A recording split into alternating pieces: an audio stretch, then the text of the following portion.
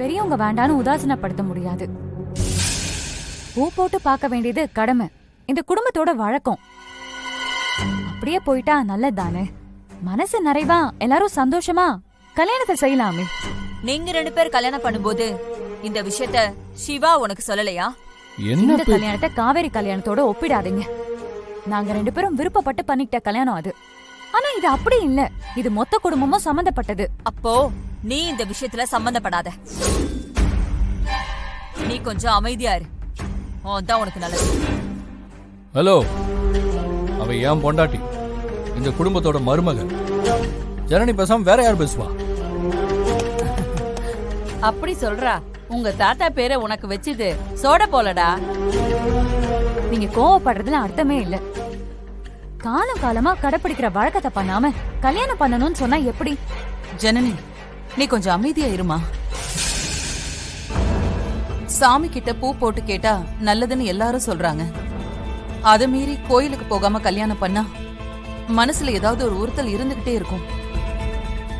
இவங்க 2 பேரும் சேர்ந்து வாழணும்னு கடவுள் நினைச்சா யாரால அதை மாத்த முடியும்? ஒரு தடவை பூ போட்டு பாத்திரலாம். அக்கா ஒத்துக்காத, எனக்கு ஏதோ தப்பா தெரியுது. அவன் சொல்றதும் சரிதாண்டி. பூ போட்டு பார்க்கறதெல்லாம் வேண்டாம். எதுவா இருந்தாலும் கொஞ்சம் யோசிச்சு பேசு, தேவையில்லாம வாய விட்டுறாத. கொஞ்சம் சத்தமா பேசினா நாங்க எல்லாரும் கேட்போம்ல. அம்மா என்ன சொல்ல வராங்கன்னா, அவங்களுக்கு எங்க குடும்பத்தோட வழக்கத்தை பத்தி எல்லாம் தெரியாது.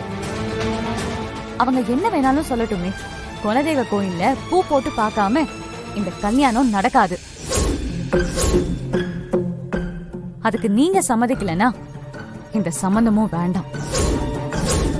இதுதான் எங்களோட முடிவு.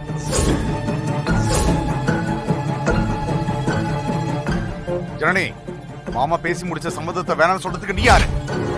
ஆமா, நீங்க கோவப்படாதீங்க.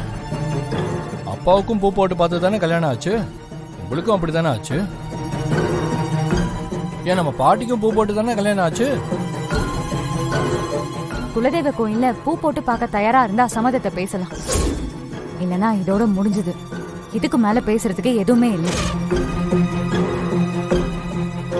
மேகலை, ஒன்னும் தப்பா நடக்காது. பூ போட்டு பாத்துட்டா நல்லது. நீ என்ன சொல்ற?